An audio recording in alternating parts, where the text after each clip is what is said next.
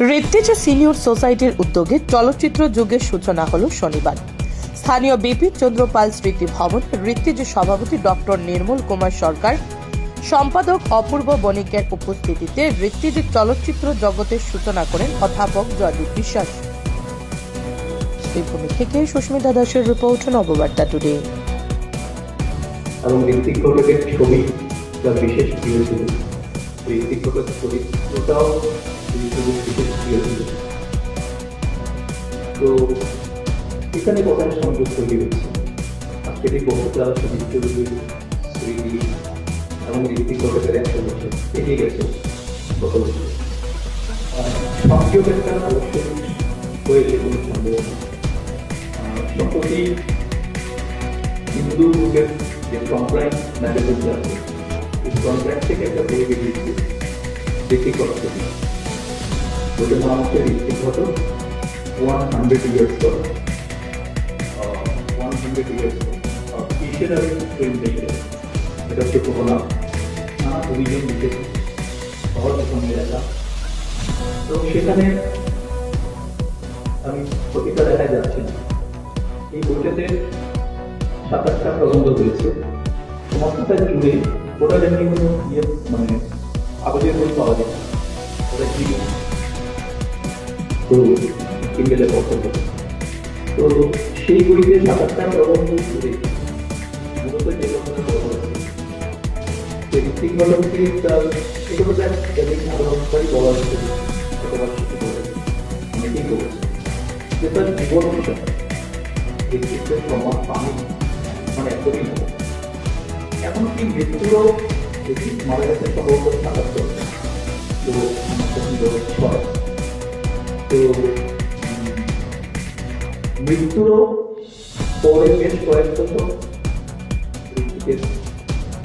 এগিয়ে কারো উৎসাহে দেখছে অথচ সত্যি মৃণাল এবং ব্যক্তি তারা প্রত্যেকেই কিন্তু পরস্পরের প্রতি যথেষ্ট শ্রদ্ধাশীল ছিল। আমি যে বইটার কথা বললাম এই বইটা শুরু হয়েছে একটা কাপেতে একটা আশা থেকে শুরু হয়েছে। এবং একটা কথা বলা হয় যে যেটা আমেরিকার বলছেন শিক্ষক বলছেন সুস্থ দেখা প্রকৃত ক্যান্সার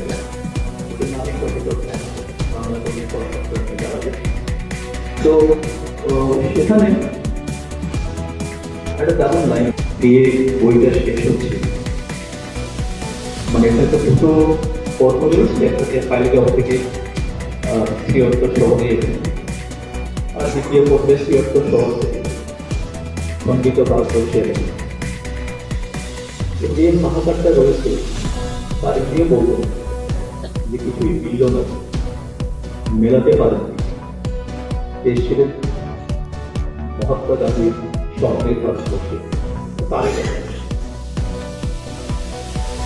এই স্বপ্নের ভারতবর্ষটা তিনি দেখতে পারেননি, তার পরবর্তী কোনো প্রজন্মই দেখতে পারেনি। আর এখন তো স্বপ্ন দেখা হয়, স্বপ্ন ভবিষ্যৎ রাজপাটে বসা, তাকে আমাদের আলো করে স্বপ্ন দেখার প্রয়োজন নেই। স্বপ্ন তারাই দেখা, আমরা সত্যি আমরা এখন স্বপ্ন তৈরি করি। স্যার বরাক উপত্যকা সম্পর্কে একটা কথা বলছেন, এটাও আপনারা জানেন, বিভিন্ন দেখাই রয়েছে যে বরাক উপত্যকার রাজনীতি কখনো বরাক উপত্যকায় নির্ধারিত হয়। মানে বরাক উপত্যকার রাজনীতি কখনো বরাক উপত্যকার স্বার্থে পরিচালিত হয়নি, এটা বরাবর নীতিবাদী থেকেই এসেছে। আমার বিষয়টা শুধু বরাক উপত্যকা গোটা আসামের বাংলা বরাক উপত্যকা বলা যেতে পারে তার একটা চিহ্নের নাম। মানে বরাক উপত্যকা বলতেই বাঙালি কথা উঠে আছে, আর বাঙালি কথা উঠে আসামের বাঙালি কথা উঠে। আমরা চিরদিন জেনে এসেছি যে আরেকটা কথা আমি ভুলে যাচ্ছি, আজকাল আমার একটা সমস্যা রয়েছে। মানে 2024 এপ্রিল মাসে আমার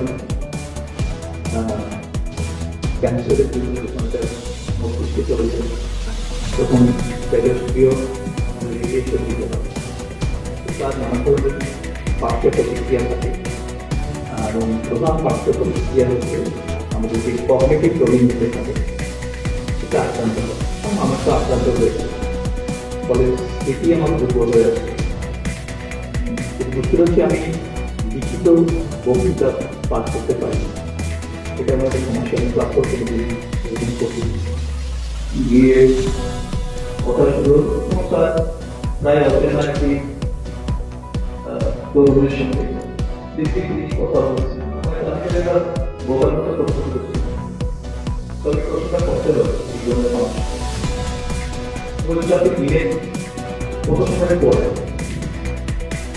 এখানে পড়ে গেল ইচ্ছে হয়ে গেল। আমি তো তাকে জিজ্ঞেস করতে পারি যে ইচ্ছে কত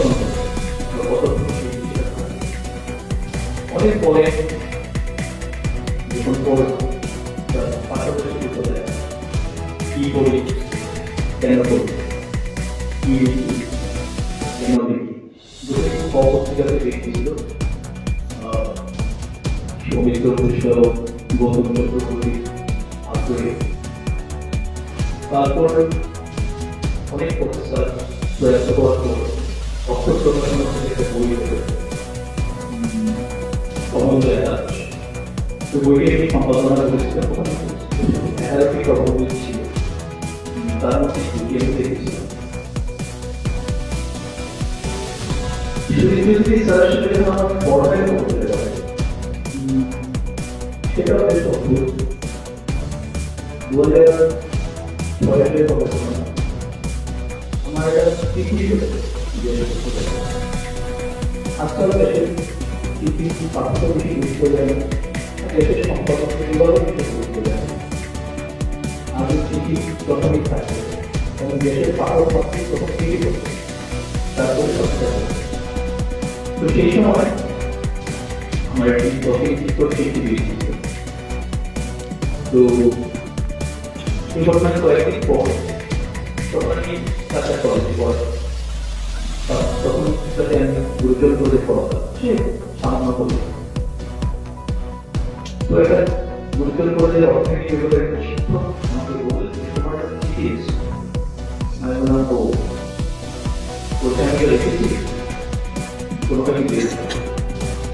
তো আমি দিলেন একটা পোস্টার চিঠি দেখো ছবি তুলো এবং লিখেছেন কিন্তু আমার বয়স জানি না, আর ওটা পরে শিখে রয়েছে চৌধুরী সদস্যরা তার সঙ্গে দেখা যাচ্ছে মেলানো সম্ভব হয়।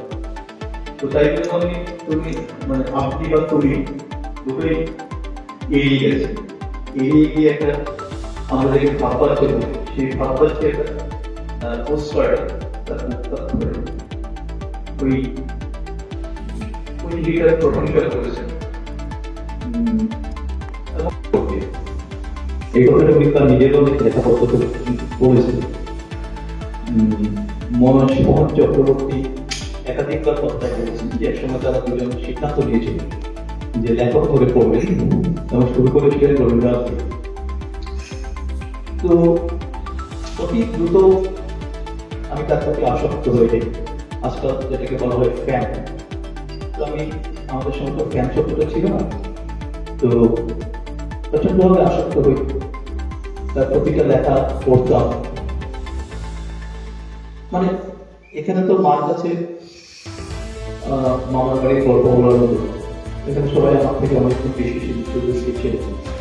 তো সেই মানুষটির নামে ব্যক্তি যে আয়োজনটি করেছে, প্রতিবারই করেছে, সেখানে আমি একটি ভূমিকায় থাকবো। ওই যে বললাম এই সুযোগটা আমি হাতছাড়া করতে চাই না, ফলে সমস্ত রকমের পরিতা ছেড়ে আমি একদম স্পষ্টভাবে নির্মলদাকে বলেছি যে হ্যাঁ আমি পত্রিকাটা দেব। আজকের এই অনুষ্ঠানে পাঠ্যদান মানে পাঠ্যপ্রতিক মহিলা সবাই তাকে মিঠুন বা মিঠুদা বলতো, আমি পাঠ্যদাই বলতাম। এবার তার সঙ্গে আমার সম্পর্কটা খুব অদ্ভুত, আমরা কখনো মুখোমুখি হই। একবার আমি পাঠ্যদাকে দেখেছি, সামনে থেকে ভক্তিমালক চট্টোপাধ্যায় প্রয়াত হয়েছিলেন। তো ঘটনা চক্রে যখন উনি ছিলেন শিবচরে, তো আমি দেখেছি কিন্তু কথা হয়নি। কারণ তিনি তখন কি অসুস্থ। 2017 সালে যখন আমার ক্যান্সার ধরা পড়লো, আমি তখন কলকাতায়, উনি শুভদার কাছ থেকেই সম্ভবত আমার ফোন নম্বর সংগ্রহ করে আমাকে ফোন করলেন। আমি জানি তার অন্য রকমের দুরারোগ্য রোগ আছে, সেটা নিয়ে আমি লড়াই করে চলেছি। আমাকে বললেন, দেখো, ভেঙে পড়ে, মানে ভেঙে পড়ে কোনো লাভ নেই। 5 বছর যদি বাঁচতে পারো সেটা কম কথা না, 5 বছরে অনেক কাজ করা যায়। আমি তো 5 বছর ধরে ধরেই মালিক। ওখানে দিদিকেও শুনলে ভাববে এটা তো একটা নেগেটিভ কথা। আমাদের বড়রা আশীর্বাদ করতে বলতেন সদাই হবো, সদাই হবো। শত 100 নিচে তো আমরা কিছু ভাবতেই পারি না। ভারতীয় ব্যবস্থায়, ভারতীয় শাস্ত্রে বিশাল বিশাল সমস্ত সংখ্যা থাকে না, ডাবল ডিজিটের যখন ব্যাপারই নেই। 100 বছর তো মিনিমাম। সে আগুনের পড়ে জ্যান্ত আগুনে পড়ে মারা গেল। তার অপর একটা কথাই ছিল, খেয়াল করে দেখুন, তার আইডেন্টিটি, তার আত্মপরিচয়। ওই আত্মপরিচয়টা কিন্তু সে তৈরি করেনি, একদমই সে তৈরি করেনি। সে তো এমনও হতে পারত যে আমি আমার প্রথম পরিচয় আমি পিডব্লিউডি, পার্সন উইথ ডিসএবিলিটি। কারণ এর থেকে বড় আত্মপরিচয় তার কেউ নেই। তার যে যন্ত্রণা, তার যে জীবন যন্ত্রণা, তার যে জীবন সংগ্রাম, এসব কিছুর সঙ্গে তার হিন্দু বা বাঙালি ব্যাপারটা জড়িয়ে নেই। সে নিজে হয়তো এটা বুঝতে পারেনি, কারণ এটা বোঝার জন্য কিঞ্চিত বিষয় দরকার, যেটা থাকার কথা না। এরকম অসংখ্য ঘটনা আমাদের চোখের সামনে পড়ছে। এবং আসামের ক্ষেত্রে, আসামের বাঙালি এখানে বলা আছে তার প্রান্তিক পরিসর এবং তার আরোপিত আত্মপরিচয়, এটা তো আজকের নয়, এটা আজকের নয়, এটা দীর্ঘ ইতিহাস রয়েছে। আপনি যে কোনো বই দেখুন, এইচ.পি. বরগুজারির পাঁচখণ্ডের আসামের ইতিহাস, যেটাতে অনেকেই লিখেছেন, যেটাকে এখনো মান্যগ্রন্থ বলা হয়। অরণ্যী গুহর প্ল্যান্টার রাষ্ট্র স্বরাজ, এগুলো তো ক্লাসিক বই। পরবর্তী সময় আরো অনেক বই লেখা আছে। সঞ্জীব বড়ুয়া লিখেছেন, সঞ্জয় হাজরিকা লিখেছেন, সম্প্রতি সঙ্গীতা বড়ুয়া পিসারুটি, হিন্দুতে ছিলেন, ভদ্রমহিলা, আসামে অসমীয়া মেয়ে, বিয়ে করেছেন দক্ষিণী, সম্ভব ভালো সাংবাদিক এবং ভীষণ সাহসী সাংবাদিক। তো নানা পুরস্কার পেয়েছেন ভদ্রমহিলা, ফিল্ডেও এসেছিলেন। তার একটি বই বেরিয়েছে কয়েক বছর আগে, যেটার ভূমিকা লিখে দিয়েছেন সঞ্জয় হাজরিকা। সঞ্জয় হাজরিকাকে আমি জানতাম না। আমি একাদশ শ্রেণী থেকে স্টেটসম্যান পড়ি, এবং সঞ্জয় হাজরিকা 90-এর দশকে একটা কলম লিখতেন, নর্থ বাই নর্থ ইস্ট। এবং সেই প্রথম আমি একজন অসমীয়া সাংবাদিকে পেয়েছি। দেখতাম যে মানুষটা অসমীয়া জাতীয়তাবাদের সুরে কথা বলে না। এর অনেক পরে সঞ্জয় হাজরিকাকে আমি আরো বিলক্ষণ জানতে পারি, তার বইপত্র পড়েছি।